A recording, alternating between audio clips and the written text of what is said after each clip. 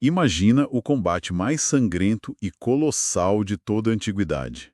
A poeira subindo, sabe, aquele som ensurdecedor de espadas, escudos colidindo, carruagens de guerra rasgando a planície, o caos absoluto de duas famílias gigantescas lutando até a morte por um império. E é quase instintivo a gente visualizar essa cena como um evento histórico distante, né? Um épico militar que aconteceu a milhares de quilômetros daqui. Exato. Uma visão puramente literal, focada ali na pólvora, no sangue e no conflito dinástico. E convenhamos, é assim que a grande maioria se aproxima desses textos épicos antigos. Com certeza. A gente tende a ler como se fosse um livro de história ou um filme de ação. Mas o que me deixou completamente fascinado ao ler as fontes do nosso mergulho profundo de hoje é uma proposta radicalmente diferente. E se essa guerra de proporções apocalípticas não estiver em nenhum mapa geográfico? E se esse campo de batalha for, na verdade, um mapa detalhado e supercodificado da nossa própria mente? Nossa, essa é a virada de chave que muda tudo. Pois é. Então, uma recepção calorosa a quem acompanha o programa hoje. A nossa missão é pegar um dos textos mais reverenciados da humanidade, o Mahabharata, e investigar essa obra através de uma lente, digamos, bem peculiar. E olha, é uma lente que exige bastante da nossa imaginação e do nosso senso crítico, viu? Nós estamos nos debruçando sobre uma série de textos extraídos da revista Dharana. Aquelas publicações bem antigas, né? Publicados originalmente nas décadas de 40 e 50. O material todo é focado no estudo detalhado do professor Henrique José de Souza, que é o fundador da Sociedade Brasileira de Obiose. E a nossa ideia aqui é comparar essa visão esotérica da fonte com os conhecimentos tradicionais da história e da mitologia hindu, mas sem entrar em polêmicas vazias, só dissecando o material mesmo. Exatamente. E logo de cara, o texto joga uma âncora muito interessante para quem está lendo. Ele propõe que o Mahabharata não é só um registro sobre a fundação de uma nação ou um aglomerado de mitos soltos. Tem as tais 7 chaves, não é isso? Isso. O autor defende que a epopeia possui 7 chaves de interpretação. E para a nossa conversa, a gente vai focar os holofotes na chave da evolução individual. E é onde a coisa fica muito pessoal. Para ele, aquela carnificina toda descrita no épico é tipo a mesmíssima guerra silenciosa que acontece dentro de cada um de nós todos os dias. Aquela briga entre os nossos impulsos mais básicos e a nossa consciência superior. O grande mérito dessa abordagem é transformar uma narrativa enorme sobre o mundo exterior em uma ferramenta de autoconhecimento brutal. Mas para que essas flechas, os enigmas e os deuses façam sentido como aspectos da nossa psicologia, a gente precisa primeiro entender o alicerce que o autor usa. A fonte parte do conceito de eubiose. E sem dominar essa premissa, a metáfora inteira desmorona. Tá, então vamos destrinchar isso. Porque eu confesso que achei a definição da fonte surpreendentemente moderna para a época. A própria revista traz um editorial logo no começo perguntando: o que é eubiose? E a resposta deles é bem direta, né? Muito. O que mais me chamou a atenção foi a rejeição frontal àquela ideia super romântica de voltar à natureza, aquele clichê de largar a civilização, ir morar numa caverna e achar que o isolamento no meio do mato resolve todas as angústias humanas. Pois é, o texto diz que isso é, na verdade, uma fuga irracional. O editorial é categórico nesse ponto. Eles não poupam críticas a essa fuga. De jeito nenhum. Isolar-se do mundo é fugir do próprio laboratório da existência. A eubiose é definida ali como a ciência da vida, ou seja, a arte de viver em harmonia com as leis universais. E o grande salto lógico do autor que eu achei genial é dizer que a pessoa não precisa ir para o topo de uma montanha para encontrar a natureza. Exato.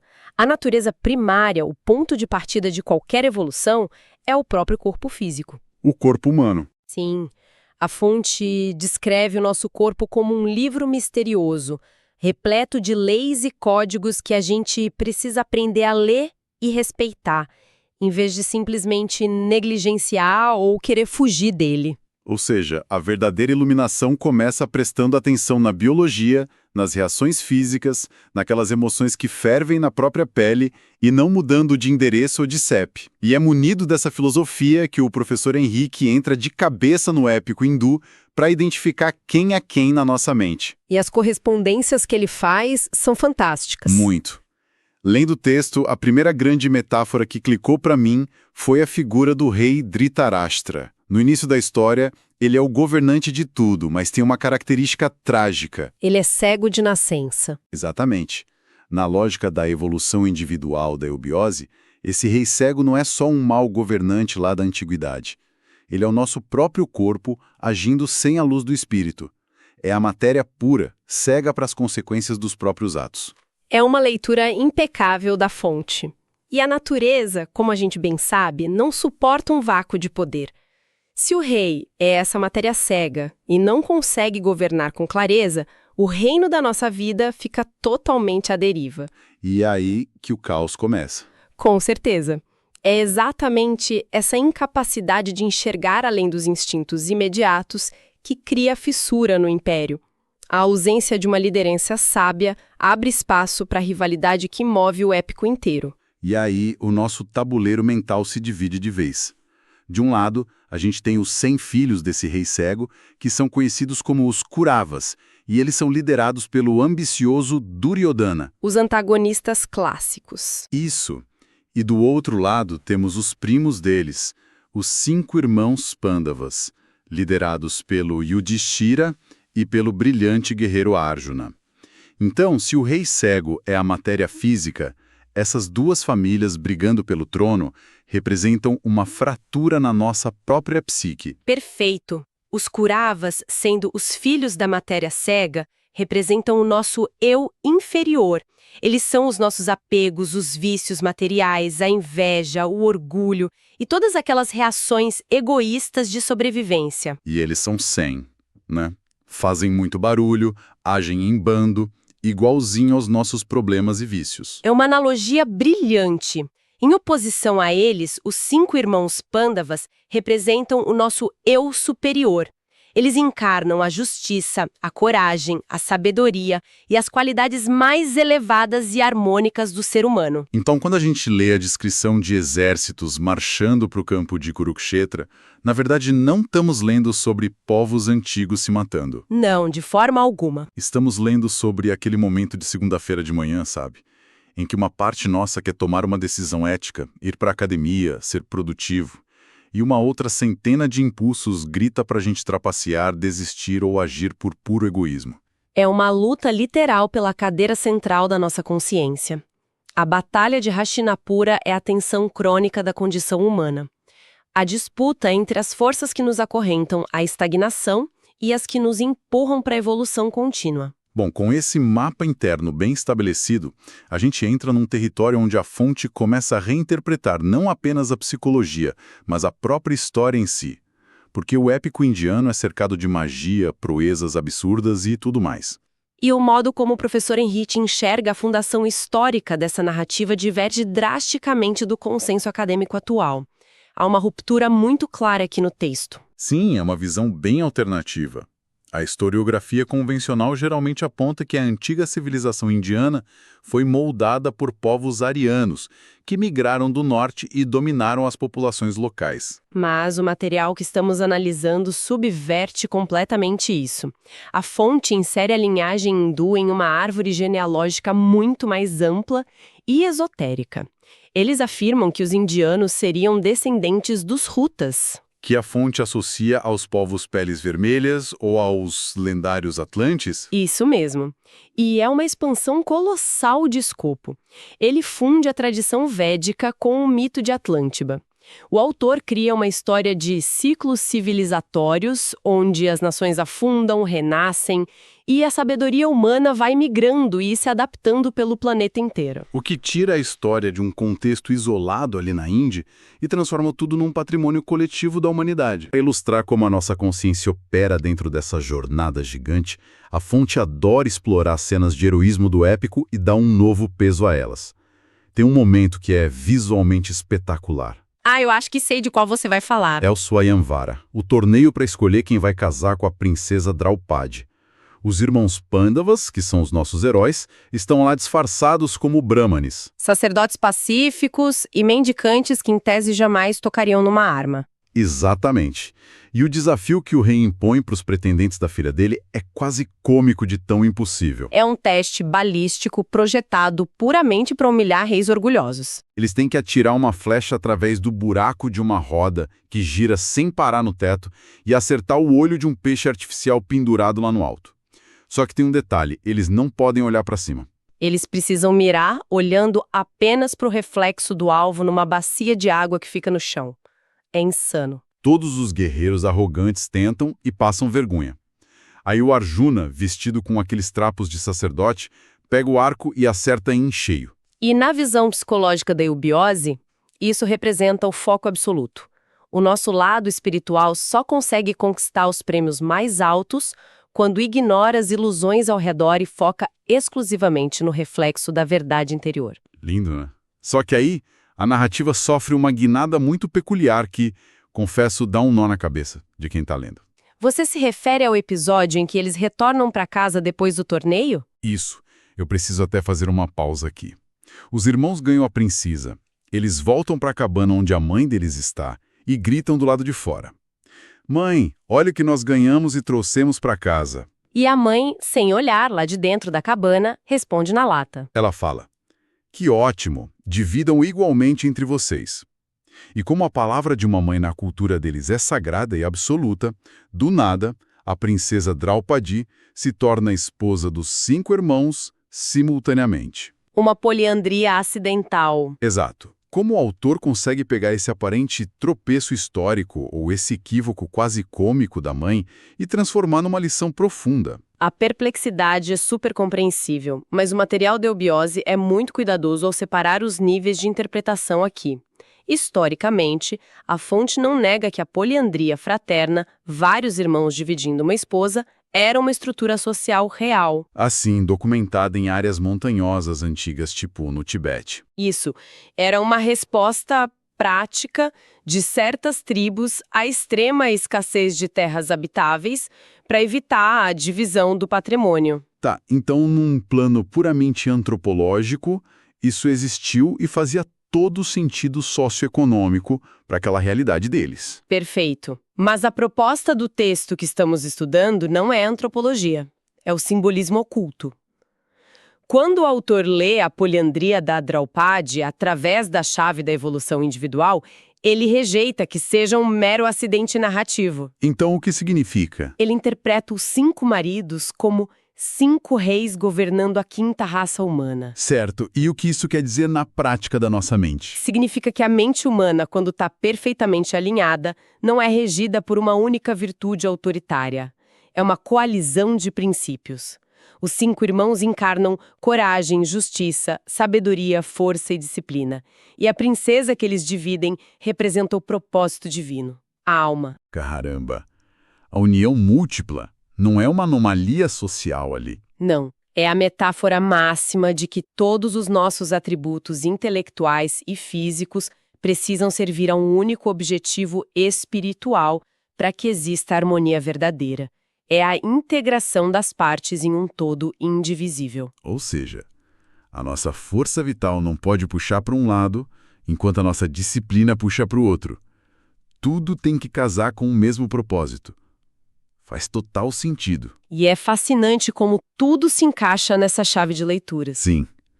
Mas mesmo quando as nossas virtudes estão alinhadas desse jeito, elas não são invulneráveis. E é aqui que a genialidade psicológica da obra realmente se revela para mim. Porque os heróis não caem por causa de um ataque surpresa dos vilões no meio da noite. De jeito nenhum. Eles caem pelo próprio calcanhar de Aquiles. Os ciúmes dos Kuravas encontra a vulnerabilidade exata no líder dos Pandavas, o rei das virtudes, Yudhishthira. E qual é a vulnerabilidade que leva à queda de todo esse império mental? O fascínio incontrolável pelo jogo de dados. Pois é. O rei Yudhishthira, que é o ápice da moralidade e da justiça na história, tinha um vício pesado em jogos de azar. Ele é desafiado por uma partida fraudulenta E numa espiral de obsessão, ele simplesmente perde tudo. Perde o reino, as posses, a liberdade dos próprios irmãos e até a esposa. É desesperador ler essa parte, porque você pensa, como que o governante do meu eu superior pode ser tão irresponsável? Mas essa contradição é vital para a profundidade psicológica do texto. A fonte aponta que o Yudhishthira precisava de uma âncora material. Como assim? Pensa bem, se a nossa consciência superior fosse pura luz perfeita, ela nem habitaria um corpo físico. Esse vício em apostar, esse pequeno fio de apego à matéria, é a humanização do arquétipo. Mostra que até a nossa face mais evoluída carrega traços de autossabotagem, né? Que a gente é suscetível à influência manipuladora do egoísmo. Exatamente. O egoísmo ali é representado pelo vilão Sakuni, que usou dados viciados. E a consequência direta dessa queda é que o eu superior é banido do reino e tem que ir para a floresta. Começam os famigerados 12 anos de exílio. E o exílio não é apenas um acampamento no meio do nada, passando frio. A fonte frisa que é um laboratório de purificação e aprendizado brutal. Na floresta, despidos de todo o orgulho e do poder, os irmãos escutam histórias antigas que devolvem a sabedoria a eles. E uma dessas histórias que a fonte dá um destaque imenso é o conto de Savitri, uma princesa que escolhe um destino marcado pela dor consciente. A narrativa da Savitri é uma aula sobre a força motriz do amor batendo de frente com as leis implacáveis da natureza. Ela decide se casar com o príncipe Satyavan, mesmo sabendo por uma profecia que ele tem só mais um ano de vida. Ela caminha voluntariamente para a perda. E quando o prazo se esgota, o marido cai morto. E quem aparece para recolher a alma dele não é um mensageiro qualquer. É o Yama, o próprio deus da morte. Sim, e a fonte traz um detalhe mitológico muito rico aqui. O Yama foi o primeiro ser humano a morrer. E por conhecer o caminho da mortalidade, ele se tornou o juiz e soberano dos mortos. O Yama amarra a alma do marido dela e começa a levar embora. E a Savitri, movida pelo poder da devoção mística dela, começa a seguir ele fisicamente. E o interessante é a tática que ela adota. Ela não pega uma espada para atacar o deus da morte. O amor absoluto nessa interpretação yubiótica não age com brutalidade. Ela usa uma inteligência amorosa super refinada. Ela vai engajando o Yama em debates filosóficos tão sublimes durante a caminhada que o próprio Deus começa a conceder pequenos desejos a ela, tentando fazer com que ela desista e volte para casa. Ele fala tipo, pede a qualquer coisa exceto a vida do seu marido e vai embora. Ela pede a visão de volta para o sogro cego, pede os reinos perdidos da família. Até que ela tem uma sacada simplesmente genial. Ela faz o pedido final e incontestável. Ela vira para o Deus da morte e diz: eu quero a bênção de ter dezenas de filhos fortes para continuar a linhagem da minha família. E o Yama, seduzido por toda aquela retórica e pela virtude dela, concede a bênção sem pensar nas entrelinhas. Aí que está o brilho da história. A lógica irreversível do Dharma, que é a lei universal, como a Savitri é perfeitamente fiel e incorruptível, a única maneira cósmica dela gerar filhos legítimos é se o marido dela voltar à vida. O Yama percebe que foi encurralado e vencido, não pela força física, mas pela sagacidade inabalável do amor aliado à lei moral. Ele não tem escolha a não ser devolver a alma do marido. É a inteligência desarmando a própria morte. Incrível. O que nos prepara para o teste final desse período de exílio, que, na minha opinião, é uma das passagens mais reflexivas de todo o texto. O Enigma do Lago Encantado. Ah, o encontro com o Yaksha? Isso. Nossos heróis estão morrendo de sede no meio da floresta. Eles encontram um lago sereno, mas ouvem uma voz sem corpo de um Yaksha, que é um espírito guardião. A voz avisa: quem beber da minha água sem responder às minhas perguntas morrerá. E os 4 irmãos do Yudhishthira, sedentos e ainda um pouco arrogantes, ignoram a voz, bebem a água e caem mortos instantaneamente. Só sobra o Yudhishthira. Ele para, domina o instinto de sobrevivência e aceita o desafio da voz. O Yaksha, então, submete o rei a um interrogatório filosófico super profundo. Mas há uma pergunta específica que ressoa como um trovão através dos séculos. E a resposta que o rei dá sintetiza o diagnóstico do épico sobre a loucura humana. O Yaksha pergunta o seguinte: Qual é a coisa mais admirável e surpreendente que existe neste mundo? A resposta dele é um choque de realidade até para os nossos dias de hoje. É muito atual. Ele diz algo na linha de: a coisa mais surpreendente do mundo é vermos milhares de pessoas morrendo ao nosso redor todos os dias e ainda assim, nós, os vivos, continuarmos agindo como se fôssemos viver para sempre. Nossa, esse diálogo carrega uma carga psicológica monumental. É o espelho perfeito para o princípio conhece-te a ti mesmo, que foi tão enfatizado lá no editorial da Eubiose no começo da nossa conversa. Essa negação da morte é a base de todo o nosso egoísmo desenfreado. A gente age com ganância, acumula ressentimentos e bens materiais exatamente porque a gente opera sob essa ilusão patológica de que a nossa forma física é imortal. E quando o Yudhishthira verbaliza a aceitação dessa mortalidade, ele se prova desperto. O Yaksha, então, recompensa essa lucidez, revelando a verdadeira identidade dele. Ele é o próprio Dharma, o deus da justiça e a essência do dever. E aí, ele ressuscita os irmãos. Com esse rito de passagem concluído, o exílio interior deles termina. As forças da nossa psique foram testadas até o limite da sobrevivência. O eu superior está pronto. As ilusões do ego estão bem estabelecidas de um lado e a guerra civil da mente vai finalmente eclodir. O confronto no campo de Kurukshetra se torna inevitável. E a Batalha de Kurukshetra, que se estende por 18 dias terríveis no épico, traz descrições fascinantes da fonte sobre o código de conduta moral em tempos de guerra na antiguidade indiana. As regras de engajamento subvertem completamente a nossa visão moderna de guerra. A honra estava muito acima da vitória. O texto diz que não se atacava um inimigo dormindo, não se atacava alguém desarmado ou em desvantagem numérica. O que mais impressiona é a rotina dessa batalha. Sim, eles lutavam com uma ferocidade sanguinária durante o dia, tentando se destruir a qualquer custo. Mas assim que o sol se punha, a guerra parava completamente. À noite, a hostilidade cessava. O texto relata que inimigos se visitavam nas tendas, confraternizavam, cuidavam dos feridos uns dos outros, e na manhã seguinte, voltavam a se caçar. Loucura, né? E além das espadas e flechas, o arsenal deles era bem diferente do que a gente imagina. O texto do professor Henrique aponta para o uso não apenas de arqueiros e elefantes, mas de armas mágicas baseadas em frequências sonoras e poder mental.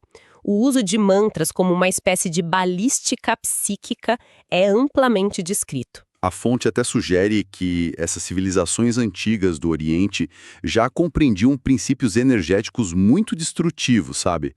Possivelmente rudimentos de explosivos ou conhecimentos equivalentes à pólvora, muito antes do Ocidente documentar isso.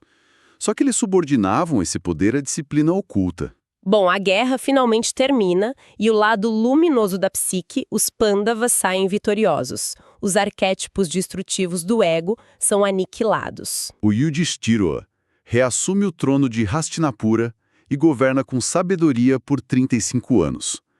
Parece o final feliz perfeito, né? Aquele clássico final de jornada. Mas, de repente, eles recebem a notícia de que o Krishna, a encarnação divina que serviu de bússola moral durante todo o conflito para eles, faleceu. Ele abandonou o corpo físico. E a reação dos irmãos a essa notícia é o que consolida o ensinamento final da eubiose, o desapego absoluto. Sem a presença do Krishna, eles compreendem na mesma hora que o ciclo de atuação deles, neste plano, se esgotou. A missão civilizatória interna chegou ao fim. Eles não se agarram ao poder pelo qual eles tanto sangraram para conquistar. Eles simplesmente renunciam ao trono, distribuem o reino, abandonam as riquezas todas e iniciam uma marcha solitária em direção ao cume do Himalaia. Buscando o Monte Meru, que na tradição é o portal para o plano celestial. E essa procissão de despedida carrega uma tragédia muito silenciosa. Eles começam a subir a montanha em fila indiana, enfrentando a neve e o gelo pesado. E um a um, começando pela princesa Draupadi, eles vão caindo mortos na neve. A fonte detalha o porquê disso. Apesar de terem vencido a guerra e serem extremamente virtuosos, ainda restavam fragmentos minúsculos de imperfeição na alma de cada um deles. Tipo um toque de vaidade na princesa, um pingo de favoritismo em um dos irmãos. Coisas muito sutis, mas que pesam. O suficiente para eles não conseguirem chegar ao topo com o corpo físico. No paredão final da montanha, apenas o Yudhishthira, por ser totalmente íntegro, sobrevive à subida. Ele alcança o cume em corpo físico, o que é um feito inigualável. Mas ele não está sozinho no topo. Tem um espectador que o seguiu silenciosamente durante toda a marcha terrível no gelo. Um simples cachorro de rua. E é exatamente aí, no momento de maior glória possível, que surge a grande provação final imposta pelo universo. Os céus se abrem e o deus Indra desce com uma carruagem resplandecente, Convidando o rei a entrar vivo no paraíso eterno. Mas o Indra coloca um obstáculo intransigente. Ele diz: o rei é muito bem-vindo, mas esse cachorro imundo não pode cruzar o limiar celestial de jeito nenhum. Ele precisa ficar para trás. Imagina a seguinte situação no mundo de hoje, quem acompanha o programa vai entender. A pessoa constrói uma empresa do zero com um amigo leal lá na garagem, passando fome, enfrentando todas as crises possíveis. Uma jornada de vida inteira. Aí, finalmente, a pessoa recebe uma oferta de compra de bilhões de dólares. A vida está resolvida para sempre. Mas o contrato diz que, para receber o dinheiro, a pessoa tem que demitir e trair publicamente esse amigo que esteve com ela no pior momento e deixar ele sem nada. A imensa maioria das pessoas daria uma desculpa racional, pegaria o dinheiro e assinaria esse contrato na hora. Com certeza. Mas o Yudhishthira simplesmente rasga o contrato na cara do Deus, ele recusa o seu. Ele argumenta que abandonar uma criatura que buscou refúgio e proteção ao lado dele, no momento de maior desamparo no frio, seria uma mancha intolerável na própria alma. Se o preço da salvação pessoal é trair a compaixão e descartar o mais fraco, o paraíso não vale a pena para ele. E essa renúncia ao mérito supremo é o que quebra a última barreira kármica de todas. O cachorro se transforma instantaneamente.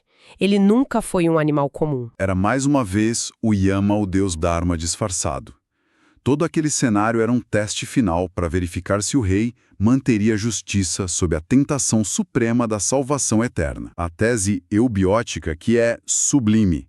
A evolução máxima do ser humano não acontece quando a gente conquista galardões divinos, mas sim quando a nossa empatia pelo que a gente considera inferior sobrepuja ao nosso desejo egoísta de recompensa. A salvação só é real se for coletiva e compassiva.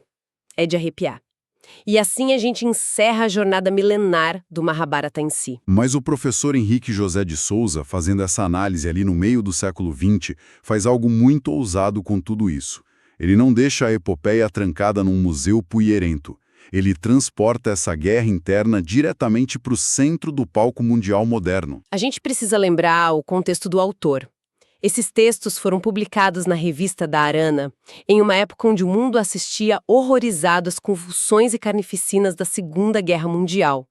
A tese provocativa da fonte é que Kurukshetra não é um marco histórico do passado. Kurukshetra é um padrão que se repete. É o nosso presente. O material chega a estabelecer paralelos bem assustadores para a época, comparando a energia do vilão Duryodhana, que é a força do egoísmo cego que queria destruir a ordem, com as ameaças bélicas que pairavam sobre o Oriente e o mundo na época em que ele escrevia. E, só para deixar nossa posição muito clara e transparente a quem nos ouve, o nosso papel nesse mergulho profundo não é validar nem endossar nenhuma interpretação geopolítica ou histórica da fonte. Exatamente. Não estamos tomando lados políticos. Nosso compromisso aqui é puramente relatar a engenharia de pensamento do autor e mostrar como ele enxergava o mito vazando e sangrando na realidade global do tempo dele. E para ele, as peças do tabuleiro mundial estavam se movendo de forma definitiva. A grande conclusão doutrinária apresentada na fonte é que o eixo magnético e espiritual de evolução da humanidade estaria sofrendo uma transição geográfica e vibratória. Uma mudança de sede, por assim dizer. Isso. A balança do aprendizado humano, segundo a tradição estudada pela eubiose, estaria se deslocando das terras milenares do Oriente e vindo para o Ocidente. o que resulta na metáfora mais ambiciosa do autor para nós, brasileiros. O texto profetiza que o novo berço para a evolução da consciência, o lugar onde a grande luz espiritual, que ele chama poeticamente de Estrela de Belém, agora brilha, é o Brasil. O país é apontado na fonte como o palco central de uma nova fase da humanidade, que ele chama de Missão dos 7 Raios de Luz.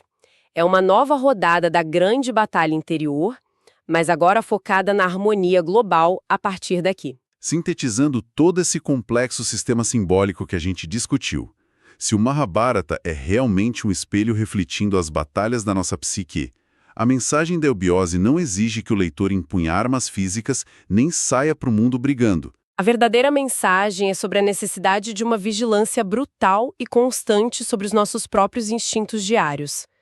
Trata-se de escolher conscientemente qual lado da nossa natureza nós vamos permitir que assuma o trono das nossas decisões a cada minuto do dia. E isso nos remete diretamente para aquele campo de guerra empoeirado lá no princípio da nossa exploração de hoje. Se o nosso cotidiano estressante é o nosso Kurukshetra contemporâneo, e as nossas ansiedades, os nossos vícios, mas também as nossas esperanças mais elevadas, são os soldados lutando pelo controle da nossa mente. É o nosso tabuleiro de xadrez da vida real. Eu deixo a nossa audiência que nos ouviu hoje com uma pergunta fundamental para levar adiante e refletir. Quando a turbulência bater amanhã e a poeira das decisões urgentes levantar na sua vida, quem é que estará de fato segurando as rédeas da carruagem? O seu rei cego e impulsivo ou a sua lucidez mais profunda e silenciosa? Agradecemos imensamente a companhia e a mente aberta de cada um de vocês hoje no nosso programa. Até a nossa próxima exploração.